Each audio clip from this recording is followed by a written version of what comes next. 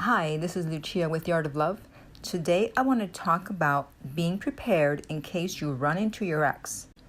Because if you've been doing no contact and you suddenly run into them, you want to make sure that you do the right thing, not like this guy. I'm about to read his comment and you'll see what I mean. Okay, so he said, I've been doing no contact for a month and a half. A couple of nights ago, I went for a night drive and I passed her on a side street.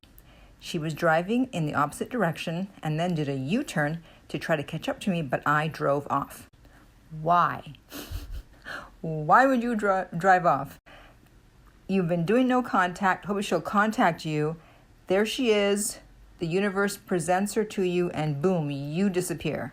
So he says, should I contact her? No. It's too late now. Or do I just keep assuming that if she wants to talk to me, that she'll reach out first? Yes. And so I asked, why did you drive off? And he said, well, it's a small town and I was a stone's throw away from both her home and her workplace. And so then I asked, well, then if the town is so small, why would she think you were stalking her? Unless, of course, you were. And he said, well, I sort of panicked and I expected her to try to get closure or accuse me of stalking her. So it doesn't work that way. It's not like, well, if she can't talk to me, then she can't get closure. Therefore, she can't move on. Therefore, I'm going to avoid her forever. If she wants to move on, she's going to move on whether she gets quote unquote closure or not. So avoiding her is not going to stop her from getting closure. And in terms of her thinking that you're stalking her, you don't know what she was thinking unless you had a guilty conscience. If the town is that small, then why would she think that you were stalking her?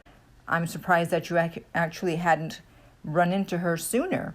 So you need to be ready in case you do run into your ex, especially if, like this guy, you live in a small town or you work together or you hang in the same circles, you go to the same places. You need to be prepared. So number one, you always want to make sure you look good in case there is a possibility that you run into your ex. And two, you are going to panic when you first see them because it's going to be unexpected. You usually don't expect to see them when you see them. And so just take a minute, breathe, be calm, and smile, and let them say hello first. You say hello. Let them do most of the talking, okay? And if you were stalking them, which I don't suggest you do, then you better have a story straight. If you're in her part of town and you're not usually in her or his part of town, then you can say, if they ask, oh, I was just dropping off a friend. That way you have your story and now they wonder who's the friend. See how it works? So you don't know if you're going to run into your ex. You may not. Unless, of course, it's a long-distance relationship. Then obviously the chances are slim. But if there is a possibility that you are going to run into your ex, then you need to be prepared mentally and remember that you are going to feel panicked when you see them, that it's common, it's normal. Remember to breathe. Be as calm as you can. Do not have that deer in the headlights look. Don't fidget. Don't shake your leg. Just be calm. That's the most important thing.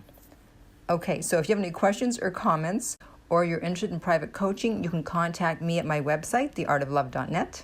If you're listening to this on iTunes, I would appreciate if you would rate and review the podcast. If you're listening on YouTube, thank you for subscribing. And finally, remember that love inspires, empowers, uplifts, and enlightens.